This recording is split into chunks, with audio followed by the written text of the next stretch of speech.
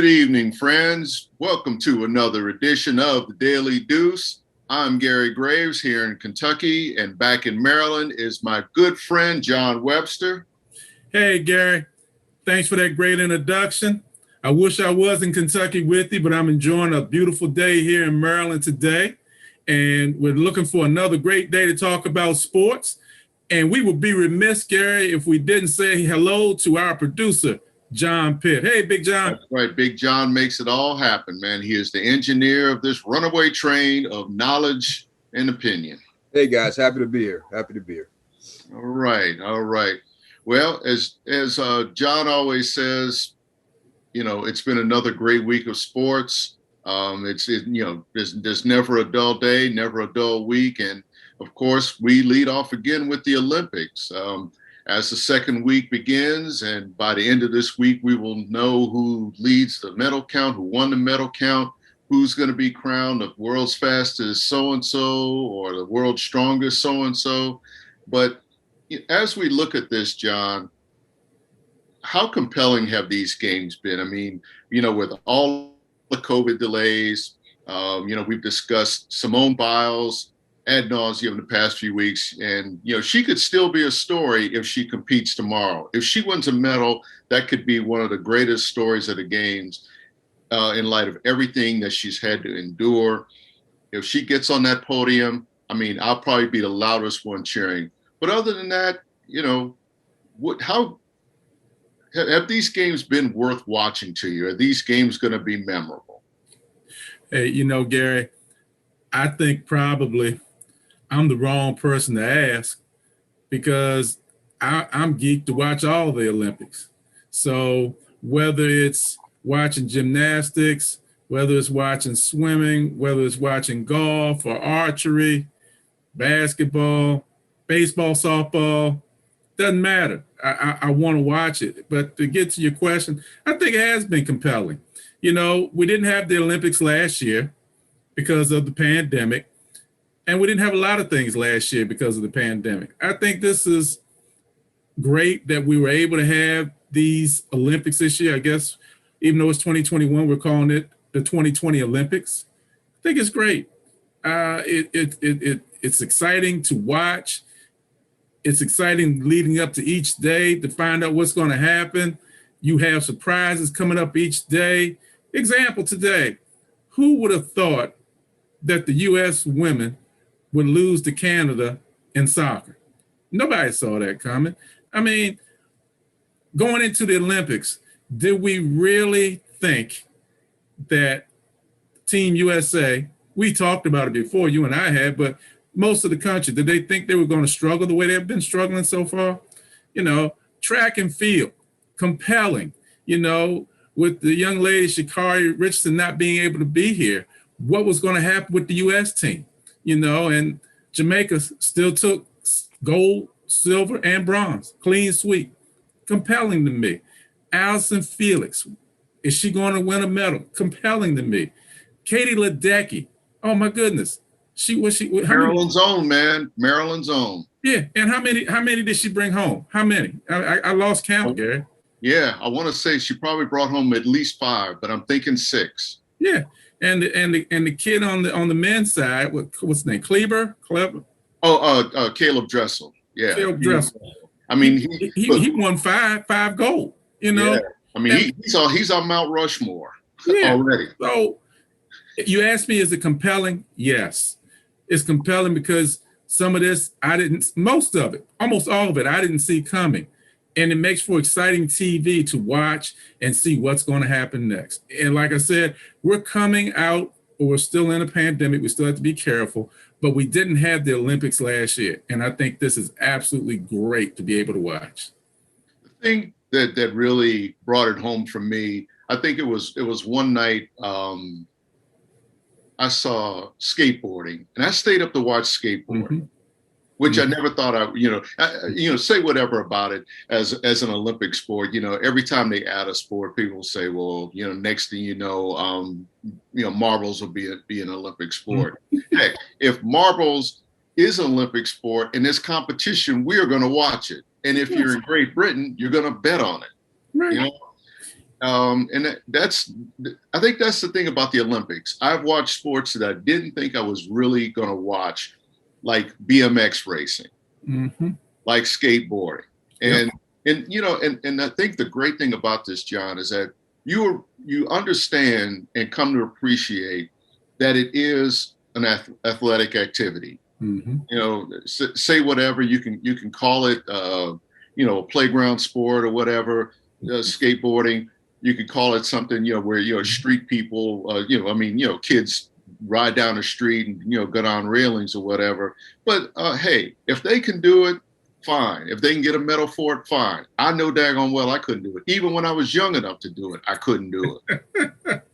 And you know something else, Gary, too? Just because you are number one in your sport as a pro does not guarantee you a gold medal in the Olympics. Prime example, what's his name? Djokovic in tennis. He wanted a gold slam. Didn't get it. Without a doubt, one of the top tennis players in the world. But it did not guarantee him a gold in the Olympics. No, I mean, and I think that's the thing. Everybody thinks that the competition is a little bit watered down with sports like baseball and golf and tennis. But, in a competition like this, where it's not like a 32-player field or something, Mm-hmm. or a 120-player field, maybe like in golf or something, that you go against athletes that are really locked in and honed in on those 3 or 4 or 6 days of competition, and whether they're facing Joker or not, whether they're facing Rory McIlroy or not, they'll step up their game. Maybe because of who they're playing, but because it's the Olympics. And I think that's the great thing over these 2+ weeks, that we really see the best at their sports going against the best. And that's what really determines, who wins that gold medal. Yep. Totally agree. Totally agree. And again, don't be surprised if, by the end of this week that we're talking about Simone Biles. No matter what happens, I think we'll be happy that she competed. Sure. Her going out open the door for her teammates to eat, as they like to say in sports. Mm-hmm. Everybody on that team got to eat pretty much, including one who was about to get on the plane and head back to the United States. She comes back and wins a medal. That's what makes the games great. Absolutely agree, Gary. Right. Very well said. Yeah.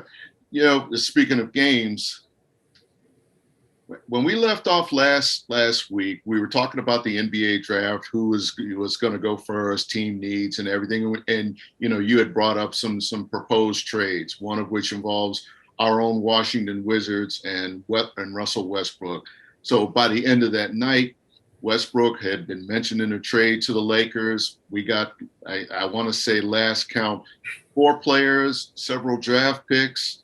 And I think really, I'm kind of surprised by what the Wizards got out of that deal, because you can say whatever. Everybody's going to be speculating about whether the Lakers are going to become the latest big 3 super team or whatever. That remains to be seen, because again, when you put those kind of players together, there's only one ball, and when you got LeBron James calling the shots out there, it's like they go as he goes in terms of flow and everything else. But in terms of the Wizards, coming off a playoff year with Westbrook, with Beal in somewhat limited capacity, and of course now with a coaching change, I think for everything that's happening, for Beal wanting to stay in Washington, I think the trade was good in some respects. Picking up Montrezl Harrell might be one of the things that gives them that inside presence that they lack. For sure, he's going to play defense. I want to hear your thoughts about this, because I don't think you like what we got in return. Well, let me say this. I think Montrezl Harrell coming to the Wizards Bullets, I'm always struggling with that one, Gary. Wizards Bullets. I think that's good. A 6th man of the year with the Clippers. He was a very important part when he went to the Lakers as well. I think that's a good move. Kyle Kuzma, on the other hand, Wait for as I said to you before we went on the air today, I believe that Kyle Kuzma is a chess piece, and I think he is here because he's going to be traded for something else. I don't think he's going to stay here. I think Bradley Beal is a very loyal player, and I respect that, and I admire that in him. But I also think he wants to see that the Wizards are making moves to continually move forward. Losing Russell Westbrook was a major loss. They need to find some more pieces. They have to find some more pieces. I just don't believe they have enough pieces right now. And before you answer this, Gary, I just want to give you breaking news. Lonzo Ball, Chicago Bulls, sign and trade, 4 years, $85 million. Go ahead. Not bad. Not bad. And the fact that we're kind of even talking about Lonzo Ball, tells you what kind of player he's become too. I mean, before he used to be a punchline, and he's turned out to be a legitimate NBA player and probably a borderline all-star.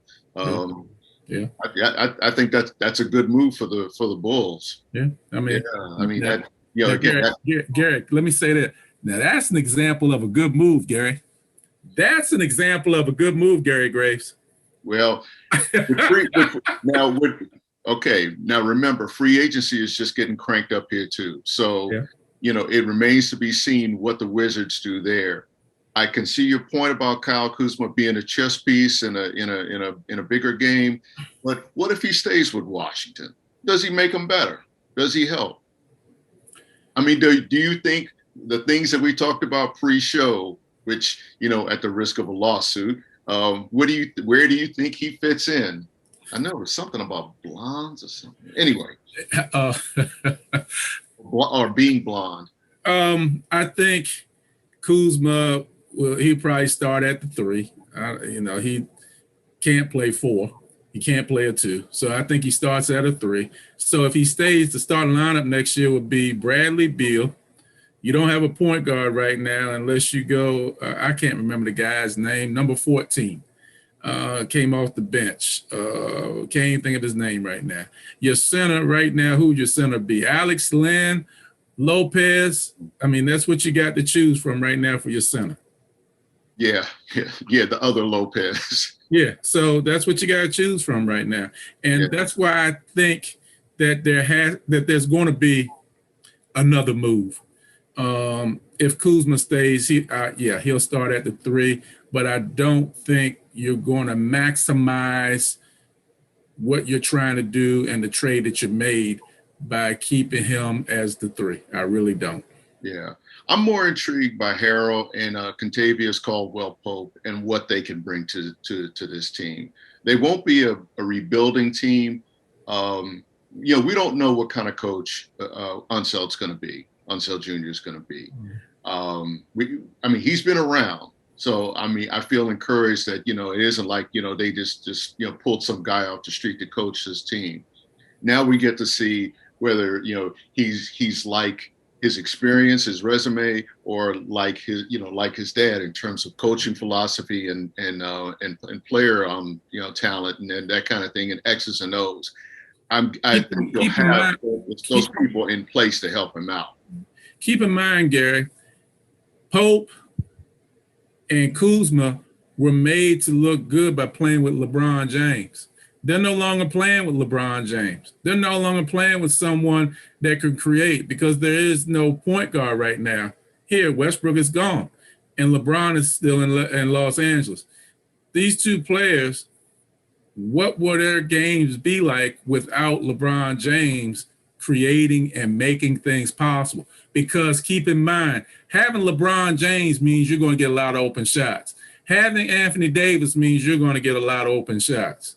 What does their game look like now that you don't have LeBron James and Anthony Davis? Yeah. I want to see them create their own shot a lot more. I mean, sometimes when guys leave an elite team, a marquee team like that, and go somewhere else, they develop their own games. Mm-hmm. And that's the thing I'm really intrigued with, particularly with Caldwell Pope and particularly Montrezl Harrell, because I'm pretty sure he thought he was going to get a ring out there. He was going to stick around long enough to get a ring. But he's been a star.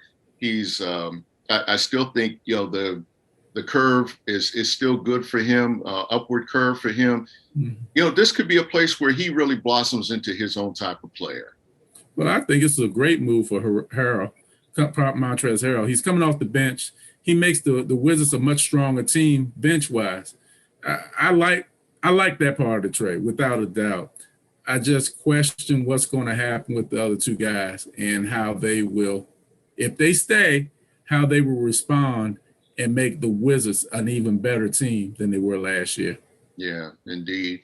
And speaking of unloading players, well, again, as we signed off last week, the Nationals were in the midst of a fire sale. I think they got a bag of chips in return, but Max Scherzer's gone, Trey Turner's gone, Daniel Hudson's gone. Oh my gosh. Let's see. Kyle Schwarber's gone. Let's just put it this way. Probably about a third of their roster is gone. Playing for contending teams. Yeah. I think you say at least 8 players that I can remember are gone, helping out contending teams. They got a bunch of prospects in return. Apparently that's what they needed. One thing about when championship teams are built, everybody assumes that, oh yeah, your farm system's great. This is the culmination of the whole organizational thing.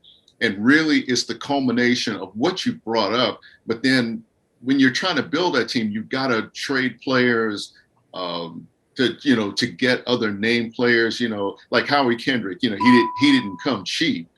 And they probably had to give up a couple of prospects for him. I think he was signed in free agency. So, he's one of those guys, they got really lucky with him. Mm-hmm.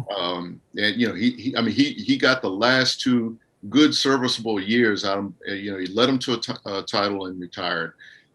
But the thing about Washington is when you have these kind of fire sales, when John, you and I think about those games we set out at Nationals Park when it was brand new, and watching them lose 100 games, and you hear all this stuff about. They had drafted Harper, they had drafted Steven Strasburg. They were honing their craft in the minors not for long before they came up. Do you feel like these the trades, the guys that they got, are you encouraged about what it means going in the immediate future or more long term? I think it's going to be more long term, Gary. They gave away a lot of what could help them right now. When you Schwarber, Trey Turner. They got rid of a lot of contracts too. Remember, there were a lot of contracts coming to an end, and of course, you're in a situation where you got to try to re-sign them, especially Trey Turner, who stood to get paid. The Nationals are not that kind of team at first glance. No, they're not, and their farm system had become weaker. So by getting some of these players back, it's going to strengthen up their farm system. They're going to have some kids coming up, I would say 2 or 3 years from now, and they're going to be better for it. I mean, what my favorite baseball team is, the Orioles. So I'm very familiar with, thank you, Gary. I love it. Very familiar with rebuilding right now and going through and getting rid of players and building on your farm system. And that's what the Nationals are going to have to do right now. So we'll see how it plays out.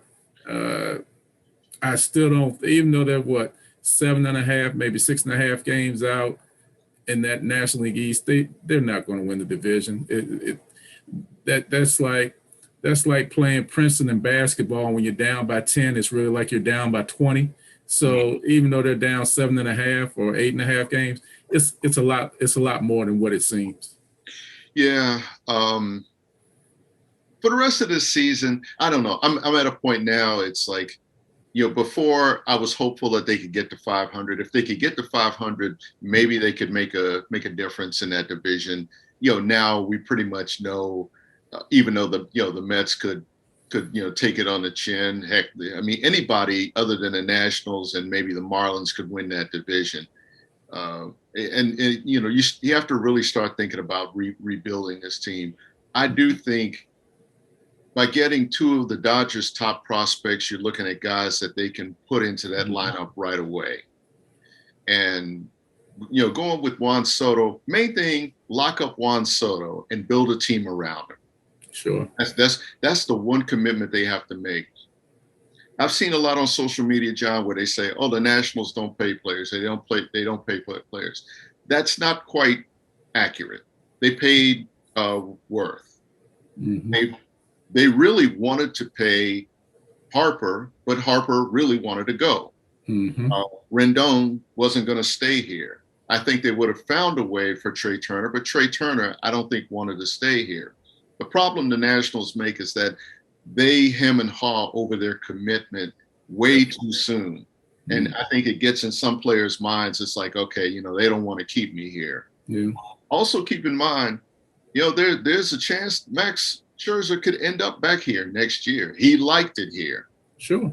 And and maybe he would take a hometown discount. I don't think it's as bleak as some folks on some of the fan sites I've seen really want to make it, because again, if you can just get Strasburg healthy, he can be a number 2 starter. I don't know, maybe your staff ace, depending on what happens with Scherzer.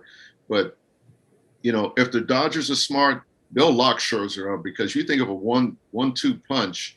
With that starting pitching, oh my gosh! And I'm not talking about just this postseason. I'm talking about going beyond. Mm-hmm. He's 37, but I still think he's got at least 2 or 3 years left. But if he doesn't resign, he becomes a free agent. Why not try to bring him back here to someplace he likes, and to a team where he can work with everybody. He can work with that staff. Yeah. I mean, that's the fun thing about sports, especially this time of year. I didn't think the Nationals would be as big sellers, but again, it's not as bad as it looks. I think the thing we just got cheated out of so much celebrating from that title by COVID, that with this season back, we really wanted to see a follow-up. Last year, I think, was just such an anomaly, that mm-hmm. And we feel cheated. We didn't get a chance to celebrate. We were hoping that they would follow up this year, and that didn't happen. And now all of those key guys are gone. Most of them are gone. Yeah. Well, like I said, 2 years, 3 years from now, they'll be right back where they were. All right. Well, we've asked the questions for long enough. Now we move to a segment where we hear from some of our viewers, some of our listeners, and maybe even some of our readers. So, John Pitt, what you got for us? Who's chiming in with something? Yeah, so today we got Vince coming from Northwest Washington, D.C. And he says, I don't think it's fair that in the NFL, a vaccinated player on Team A doesn't get paid because a non-vaccinated player on Team B causes a forfeit, resulting in no one getting paid. Your thoughts on that? Well, I do think it's good motivation for the players. Do I think it's fair to the team that gets victimized by it?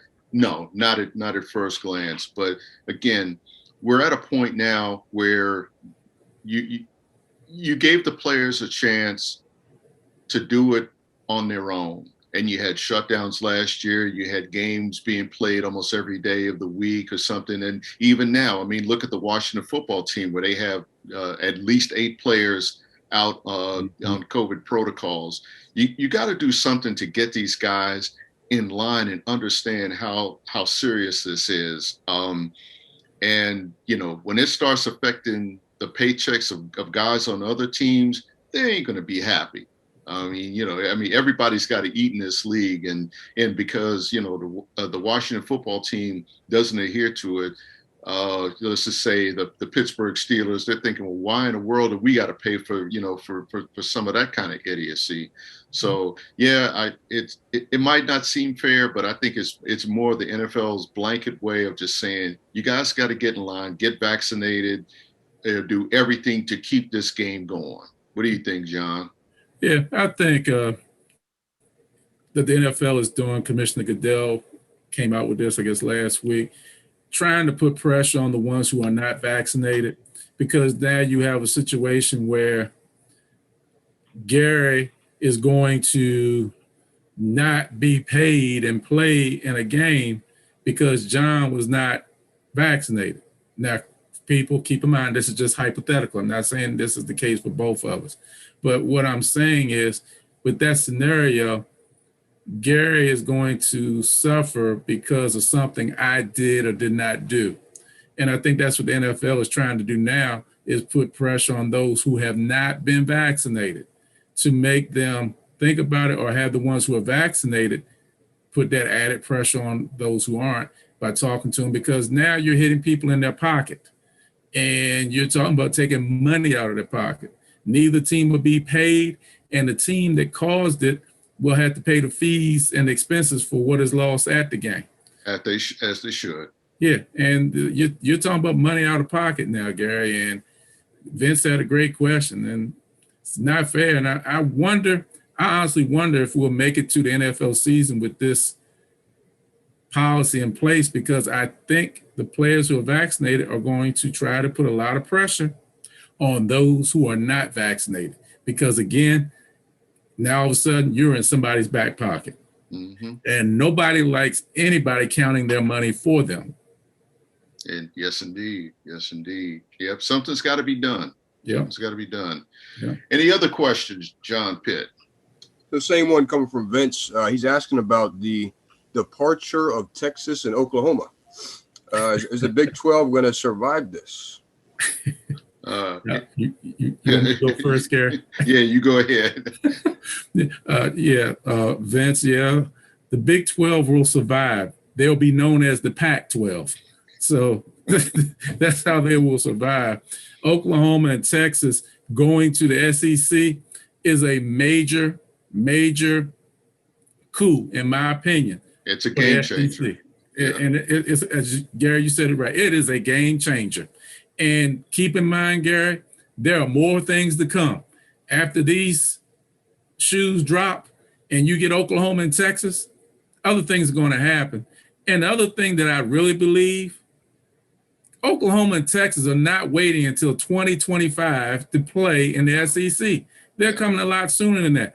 My thought, not this season, but next season, they will be in the SEC. That's my thought. Yeah. And I think you're going to end up with a mega conference somewhere. I don't know, Gary, if you've heard. I've heard rumblings about maybe the ACC could go and become part of the SEC. If that happens, then the SEC all of a sudden has, 28 or 30 teams and some more rivalries within that. The Pac-12, if they pick up the Big 12, what's left there? About 10 teams? 10, that's 22-team conference. And then you have the Big 10, which, 12 or 14 teams in the Big 10. Yeah. So I think you're going to end up with basically like 2 or 3 super conferences. And of course, Notre Dame, by ourselves as a strong independent, not needing to be in anybody's conference. But that's another story for another day, Gary. I'll just let you go ahead and talk. Yeah, I agree with everything. You really had this train going down the track pretty good until you had to bring Notre Dame in there. But I understand, John. I understand. You need to talk about a team that's relevant as opposed to the, team whose hat I'm wearing right now. But yeah, I think you are looking at probably 3 super conferences. It'll probably be an amalgamation of, let's say, ACC and SEC, where, you've got a 20-team conference, the Big 10 and the Big 12, some combination there. And then maybe some of those teams that drop off from the Big 12 going west to the Pac-12, they might become something like an 18-team conference. Yeah, you're right. The lawyers' billable hours are already piling up, trying to figure out how to negotiate out of some of these deals, TV-wise, and all these other kind of obligations with ESPN. Of course, if you're ESPN, it's like the rich get richer. I mean, Yep.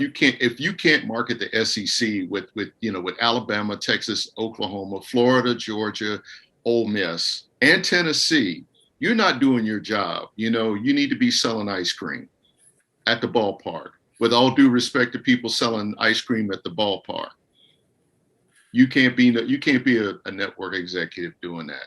That's my take on it. I mean, that I do think it will shake up things. I think the Big 12 as we know it is pretty much going to be gone in a couple of years, like John said. Yeah.